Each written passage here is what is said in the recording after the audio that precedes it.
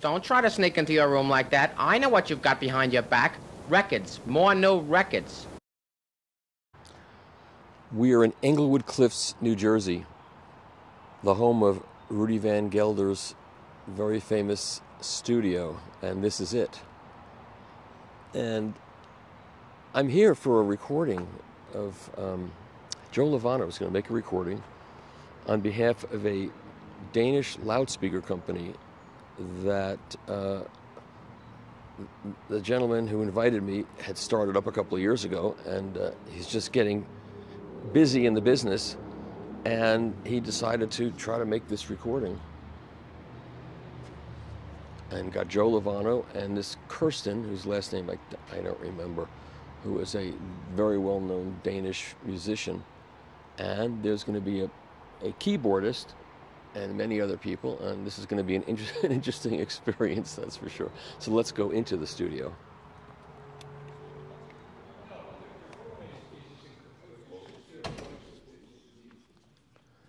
So here is the very famous Rudy Van Gelder lathe over here.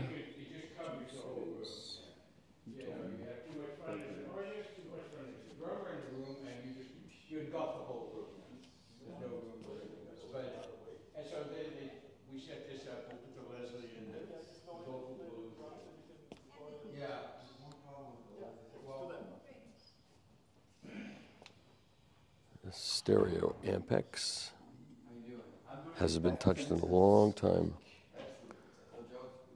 Look what's been recorded here. It's crazy. Oh, the people who have walked through this front door. Okay, well, here, mine from the, you got to talk to the boss. She's the one that was this.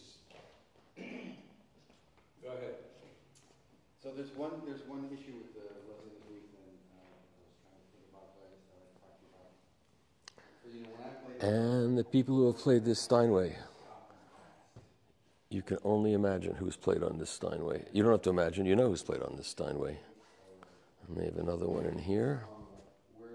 This Franti and Teicher can perform in here, actually. I doubt they ever were here.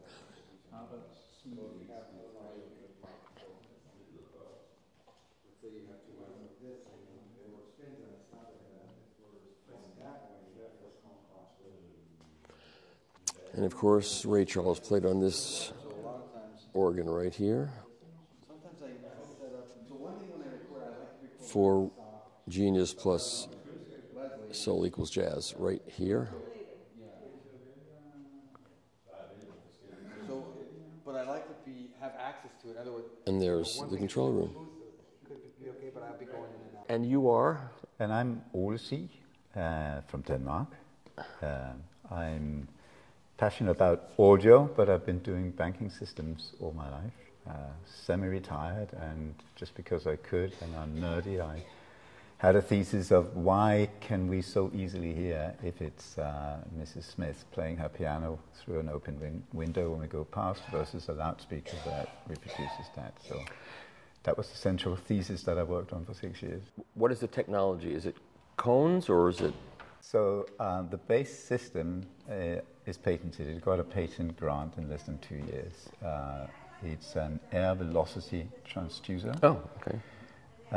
It's essentially a folded dipole, but it's gone way beyond that basic idea. So there is absolutely no vibrations. There is no sound contained in any box. Oh. It has a dispersion pattern that is a sphere, like sound distributes both at the front and in the back, but the two are out of phase, and they're asymmetric, so there's no reflections to the side walls and the low frequencies, and standing waves are automatically cancelled out. So you can how big is it? So it's 130 centimeters tall. Okay. It looks more like a sculpture than a loudspeaker. Oh. It weighs about 85 kilos. It's a three-way active system, which is very important for us. It is completely time domain coherent. It has a very low constant group delay, even down to 16 hertz. It can actually play a double stop organ, oh, so you really hear it. Yeah, because it depends on the room it's put in. So this is the thing. I never use room correction. I never use you room don't? treatment. No. So there's no DSP kind of correction? There is only to do a target curve that matches the room for the power response in the room, but not to fix anything. Oh. And how long have you've been doing this for a long time as a hobby, and then as a hobby when I was very young, and building box loudspeakers and all that kind of thing, and then started a company doing systems for Wall Street and that sort of thing, and a product manager for financial systems at Thomson Reuters for a number of years. And how long has the company been in business? So we launched in June last year during the 3 days of design in Copenhagen. We're here now because of the New York Design Festival. And we really go that route because another thesis of mine, if you like, is that when you see a beautiful interior, why don't you see loudspeakers in there? Like in a featured interior. It can't be the case that people who like a nice interior don't like music. There must be something else going on there, right? And so effectively what we've managed to design is true form follows function. So it looks like a sculpture, and of course I understand people ask, is that, why does it look like a treble clef?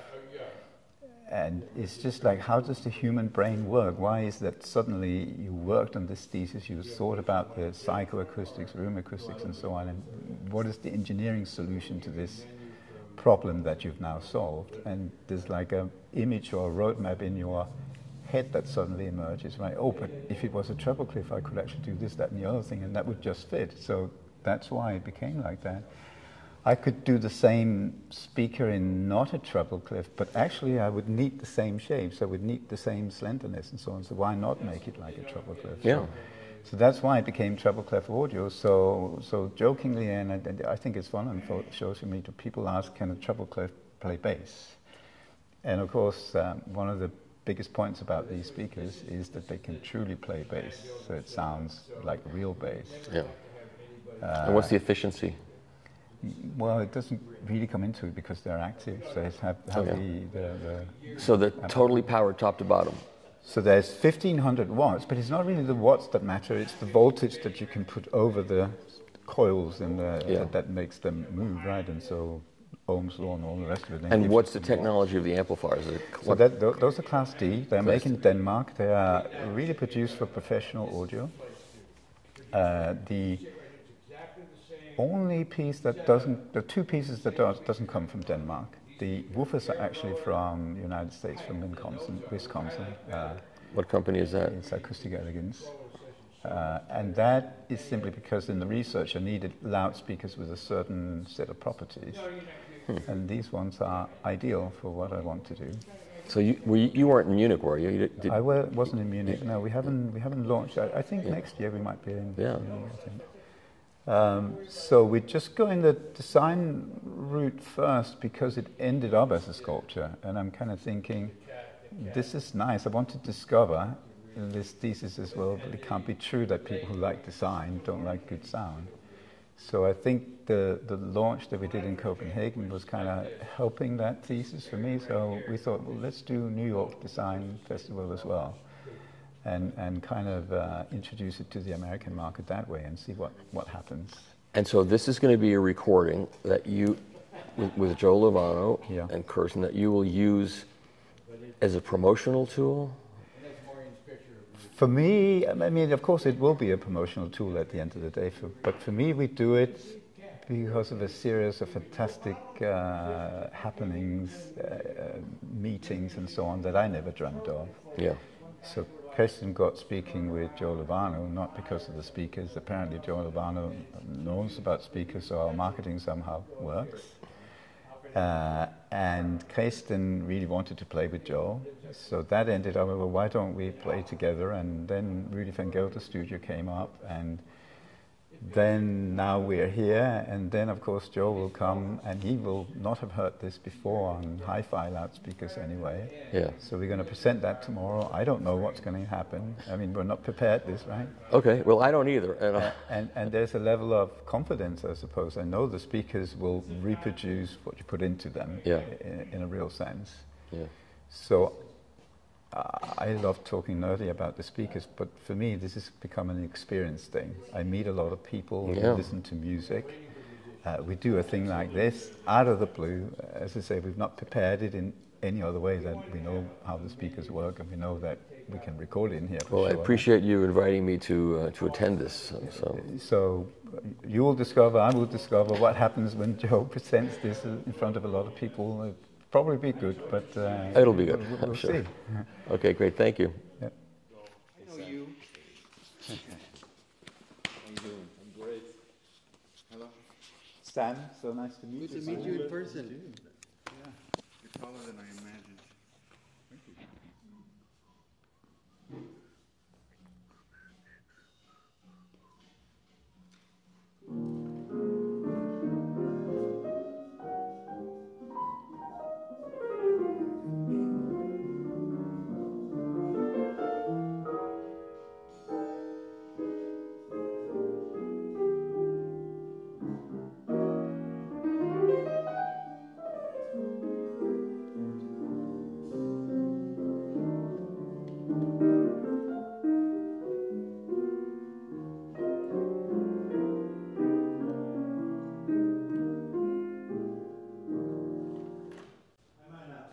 Phone number?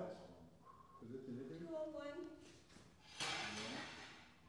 567 201 567.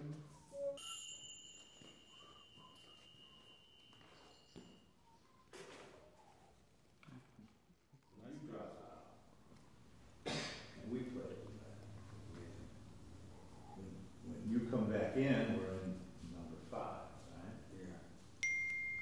Then we both drop out, and it's a drum solo moment, piano moment.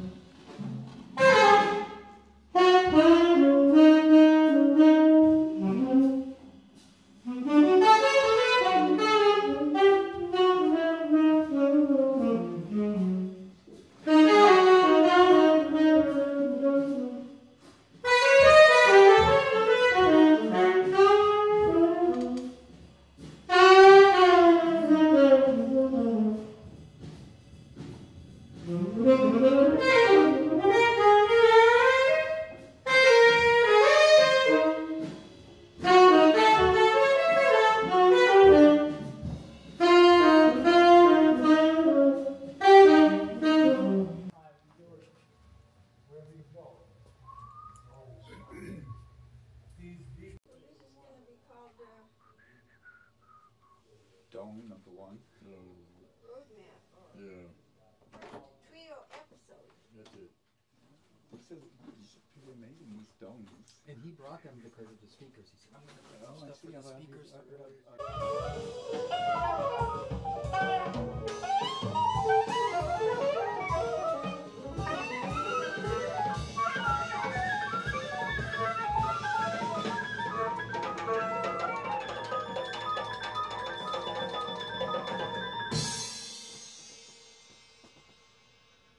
Now, organ.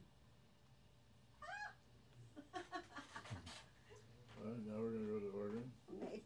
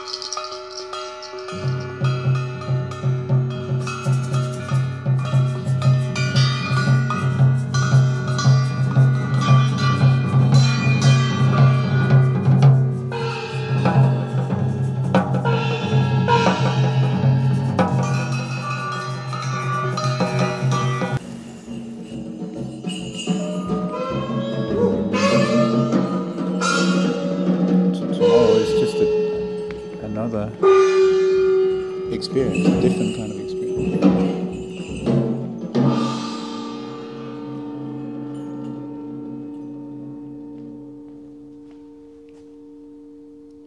That might be the opening track right there. Yeah, that's amazing. That's great, guys.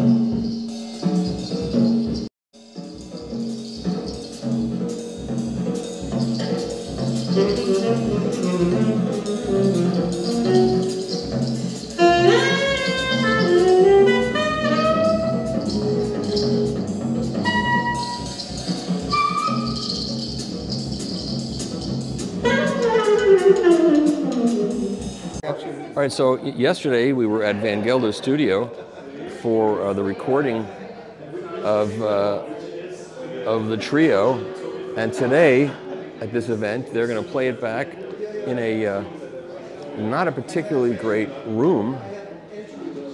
And there's Joe and his friend, and here at the speaker, it's a very interesting looking speaker.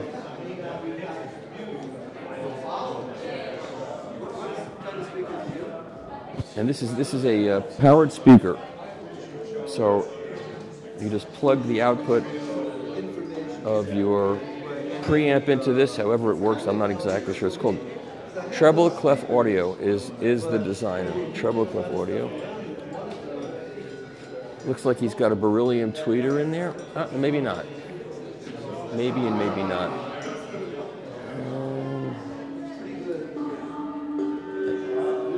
A pair of woofers that I think they're opposing woofers. Yeah. Kind of an interesting design that has no baffle, essentially. What do you think? I'm not sure what we're going to hear here, but it's interesting. So yesterday was absolutely fascinating to watch you guys perform and talk about it before you did it, and then just go and do it. Yeah. How was that for you? Was it really? Have you ever been to Van Gelder's before? I've never been to Van Gelder's before, and I hadn't even, in my wildest dreams, thought about going there. But it was Joe's idea, Joe Lovano's idea, to go there and record. So I just went with it when he suggested it. Good idea, right? I'm so happy that he said it and that I listened to him and we went there. It was magical. It's really an experience. Yeah, isn't it? And the sound that you get in that room. Yeah. The big difference between that and some of the other like drum sounds I'm used to getting is there was a lot of resonance, especially on the tom-toms. Like it seemed like even the amount of resonance acoustically when I played the drum compared to what actually came out of the speakers when we were mixing later, there was a pretty big difference. Like it seemed like they were favoring a certain way of bringing up the resonance. Were you getting the acoustics of the room, even though you were isolated, you were getting some of the room acoustics coming through, or was it artificial reverb that she added? I don't think it was artificial reverb as much as highlighting certain frequencies in the overtones of the drums that make them sing more. Yeah. Because I asked for some reverb, and the reverb is kind of toneless, you know. Yeah. And I'm not sure how much ambience there actually was in the room where the drums were. I have a feeling that they might have been like pretty dead by themselves. Yeah. So some kind of, you know, microphone magic engineering. She watched Rudy for years. You know the whole story there. She watched Rudy for years. She definitely knew what she was doing. Yeah. And I also think it was this kind of thing where, you know, I think the whole philosophy of that place has always been, you know, if it works, don't change anything. That's right. So, you know, just, you know, she even said to me at one point, it doesn't matter where the microphones are placed. Because the room... Just turn up the microphones. Yeah, that's interesting. They would pick up something. You know. And you know what, if she said that, Rudy probably said that and she heard it. She was there not to be an engineer or an apprentice. She was there for like bookkeeping and keeping him... Right, yeah. And she watched. Yeah. She said that it took 20 years before she was allowed to cross the bridge, which was the little, like the middle of the control room. About now, because what we'd really like to do is introduce a recording that we did with a trio consisting of Joe Lovano here, no other than Joe Lovano, Sam Yahel, who is hiding here somewhere, and Kristen Osgood, who's standing next to me. So without saying too much more, I'm going to let Joe start introducing the first piece. I'm going to go over there, and when I can hear Joe wants me to play it, I'll press the button. How about that? You want this back? Maybe be very intrusive. I just want to say hello, thanks for being here, and I was going to say, where's Sam anyway? Yeah. We should turn off the air conditioning before we play this music. Anyway, it was a thrill to be a part of this whole presentation. And actually go in the studio yesterday and record some music to play for everybody today. Sam plays piano and organ. Kirsten plays drums. I was playing tenor saxophone, soprano saxophone, gongs, and percussion. And we put a repertoire together to choose from for today's presentation, and we ended up recording maybe an hour's worth of music or something, you know, which we narrowed it down to about 25 minutes of different pieces for this afternoon. And we're able to record and actually mix those pieces that we chose. That's also something different that you don't usually do. You might record and mix another day or something. We did it all in one session, and it all unfolded in a beautiful way. I guess as the music plays, Ole, did you want to talk about each piece as it's moving along, or should I? Yeah, I think we'll talk a bit about each piece, and maybe there's some present questions in between songs that one of us can answer about the music or sound. So out of the 5 pieces, I think the first one we're going to hear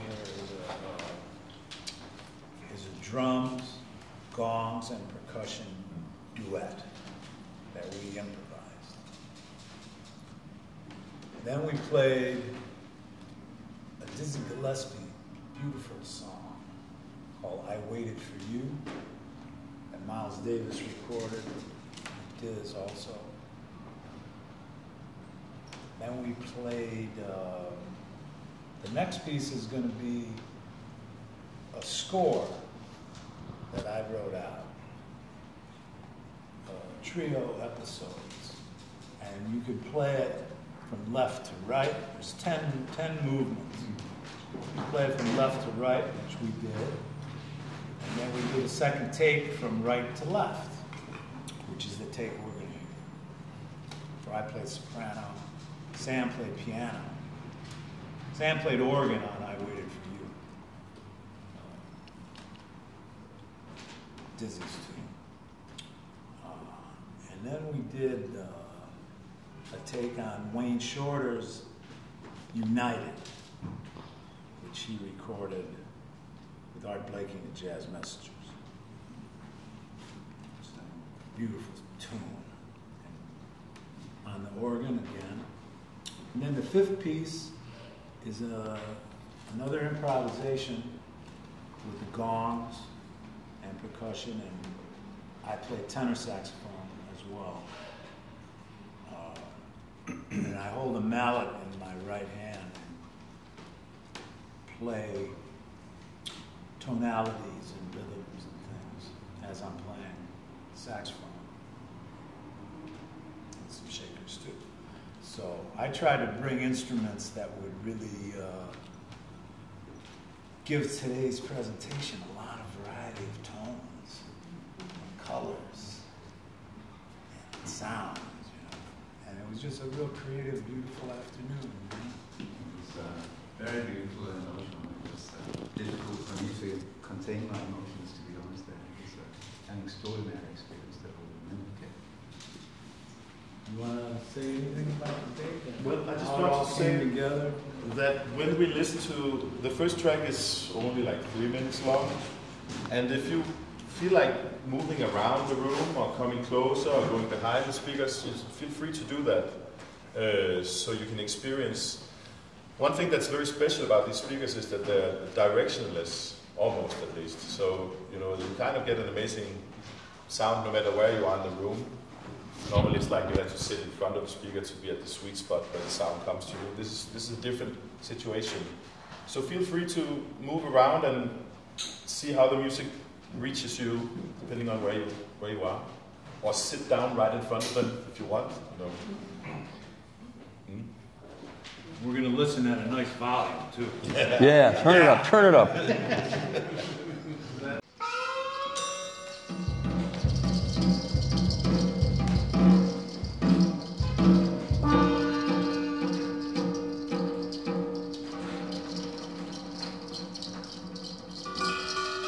I was like, let's say this booth is back by a wall.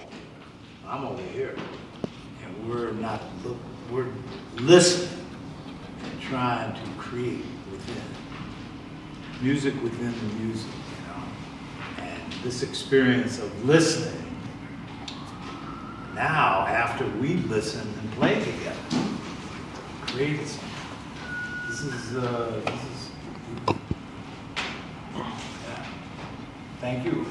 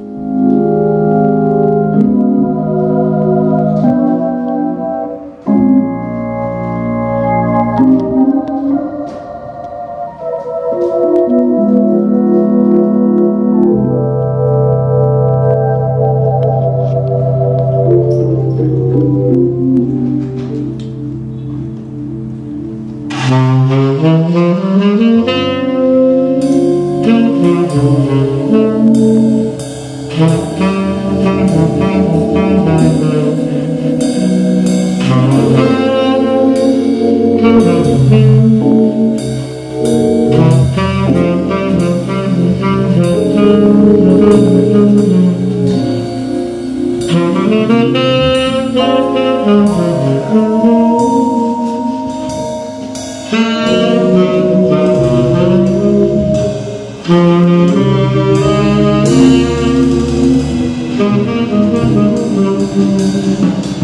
is my first time hearing these speakers, and I just had like a little microsecond when the drums came in on the track. For just the briefest second, I had this thought: who's playing drums in the room right now while we're trying to play this music? Like, it was confusing to me. You know, like, oh, that's us. You know, it's something different. There's something different about it. It does feel like somebody's here playing. Yeah, right from your intro, it felt like you were sitting there behind the played. You were, but you hadn't been there yesterday. Does anybody have any questions about any of this from our side, or maybe from all? Can you come play at my house? Anytime. If anybody is technically minded about recording, this morning from Marine Sigler I received a file transfer of these 5 pieces that mixed on the day, as we said, which is extraordinary. And they're 96 kilobit resolution and 24-bit. They're uploaded to Apple Lossless, and it runs over a little streamer behind the covers that you can see over there. So it's digital Michael, and it seems to work all right. How does it work with vinyl? So there are several inputs on the speakers. So here we are using Expeditive Core.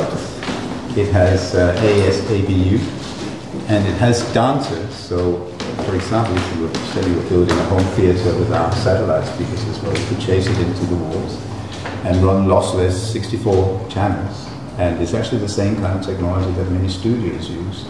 So in principle, they could be used as studio monitors, and you could actually send the channels that you want to hear, and as you start developing the mix, hear things differently, they have different channels for a while, and then mix some more and hear those channels, etc., just sending it to the speakers that you want to hear it from. So they're pretty much covered with inputs, so in a way all you have to do is to add music. That means some kind of front end. As I say, I use a little streamer box here with these files. The analog input is there. That's a dual range, very, very high signal to noise ratio input. So you could choose to use these speakers, although the technology inside is digital. I can't achieve this in analog domain. It has to be digital to achieve what we've set out to achieve here. But you can certainly have a completely analog front-end system with vinyl with these speakers. Rudy Van Gelder's studio, Englewood, New Jersey. Probably from the 50s on. Like Blue Note Records, Atlantic, Impulse label, CTI. It was a studio of choice. All kinds of folks, producers, and record labels. Rudy engineered all those days. So you know that B3 organ, like Jimmy Smith played on, was on a lot of famous records. There's one of the pianos there, Thelonious Monk played, and Bud Powell, and Herbie Hancock. All kinds of folks through the years. And the microphones are the same microphones that John Coltrane played, Sonny Rollins, like Quebec, and Stanley Turrentine, Lee Morgan, Wayne Shorter, Joe Henderson, just a few saxophone players and trumpet players, Miles, But, so the room itself has some spirits in it. It's like the Village Vanguard, for example. If you go to the Village Vanguard, you feel the history and spirits in the room. And we were definitely feeling those spirits yesterday. We lay there. And just to be in that space. It's a beautiful room with a cathedral ceiling. It was the studio that Power Station, Avatar in New York City, very famous studio also, was designed after. Rudy's studio is a little smaller than Studio A at Avatar, but it's the same feeling, the same kind of a room, right? Playing in space. And it's amazing when you stand in that room, you hear the sound speaking in the room, it's really good. It has a level of reverberation that you need to get a nice sound. It doesn't drown out the speech, it's clear. And then when I'm here listening to that, I don't know about you guys, but I get the emotion of that room come through as well in the recording that Maureen has done for us here. So that's, for me, it was an experience that totally blows my mind. It's still to us, and it will for a long time, I think. The first time I recorded Rudy's 30 years ago, some friends of mine were telling me, it was always a mystery, how did Rudy get his sound, especially on organ recordings, because organ could be really elusive to get a good sound. So I had some organ players, friends of mine, said to me, so you're going into Rudy's, so just check, because Rudy's thing was very, he didn't really like people to know too much about what he was doing. It was a little bit of a closed environment. Those who knew, and so my friend said to me, when you go in there, see where he puts the mic, see if he takes the direct out of the organ, like what are the tricks that he's using to get this amazing sound. So when I went in there, that was on my mind. I'm going to figure out what Rudy's doing to get this amazing sound. And as soon as I walked in there, I realized, oh, it's just the room. Sounds like all the records. As soon as you play something in the room, it already sounds like all those records we grew up listening to. I mean, Rudy was, of course, he was a genius, but he was the room was the thing, and he was capturing what was happening in the room. So, yeah, it was great to go in there and get in touch with that again. I'm not sure what year Rudy passed. 2016. 16. So Maureen, who engineered the day yesterday, she was his assistant for over 20 years. And now her and Don Sickler, they inherited the studio. And it's a real magical, beautiful journey, is going on right now, Yeah. This thing about capturing the room, it's also, I think, the reason I got really behind these speakers was when I realized I heard some of the records I had been making on those speakers, and they don't lie. I mean, they tell the exact truth of what's going on. And a lot of the mixes I had been making, I had been doctoring the sound to be played on lesser speakers. So in that way, it's when you then have a session like the one we have made in a room with an incredible sound, and you're playing with Joe Lovano, who has like the most amazing sound on the saxophone, and then you're recording it and presenting it on a media that doesn't lie, then you really you can really get closer to the actual information of the art, which I think, from an artistic standpoint, is important. I mean, I won't be able to mix records ever again. Yes, you will. Well, I mean, I'm going to have to make a choice. Do I want to live in a world where people have these kind of speakers, or do I want to? Because the truth is that people are listening to music on all kinds of crazy, on the MP3 files in their iPhones, or coming out of the TV or the computer, and so a lot of those big productions, they take that into account when they mix the music and master the music so that it sounds good on shit media. And if you play that on the speakers, they will tell you the truth. You made a shit mix. I'm sorry. You have to go back to school.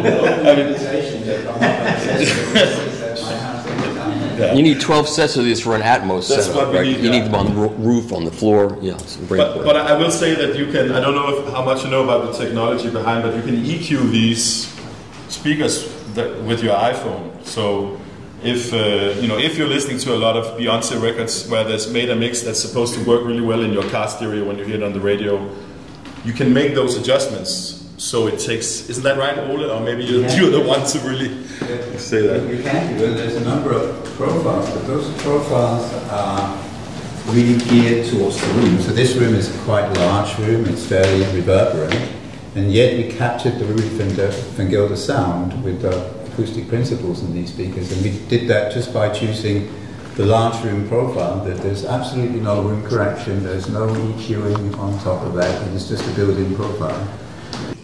This piece is this trio episode. It's 10 different movements. And, let's go.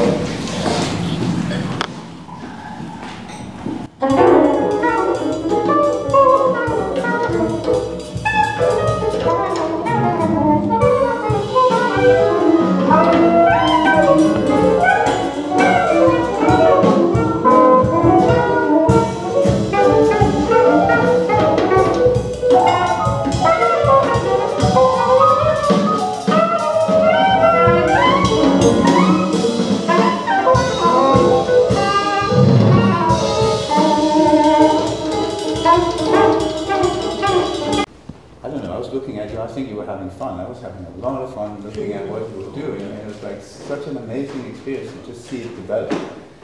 And we just put it on, rather, Marine just put it on files and sent it off to me this morning. And now we're playing it back. And so you guys are the reference to how it sounds here, and these guys are the reference to how it sounded there and how it sounds here. Not me, because I'm not a player. I was sitting there listening to some monitors, not to these speakers, and I'm seeing it live, and I went out in the studio, but I didn't play the music. Distinctive about this speaker in reference to other great speakers that you have heard? I think this is a totally different species in a way. Like I've heard many great speakers. This is somehow about something else. It's like it's another vision for how to, throw sound back in people's ears. Multi-dimensional, and the sound swirls around, and it has like a live sound, like as if we were playing. And a directional, like doing mixing and mastering at Sterling Sound, very quality, and some cats, man, and some incredible speakers. But they always felt a little more directional, you know what I mean? I mean, it didn't swirl in the room like this. And you feel the air, like, you feel the air in how we're playing, too.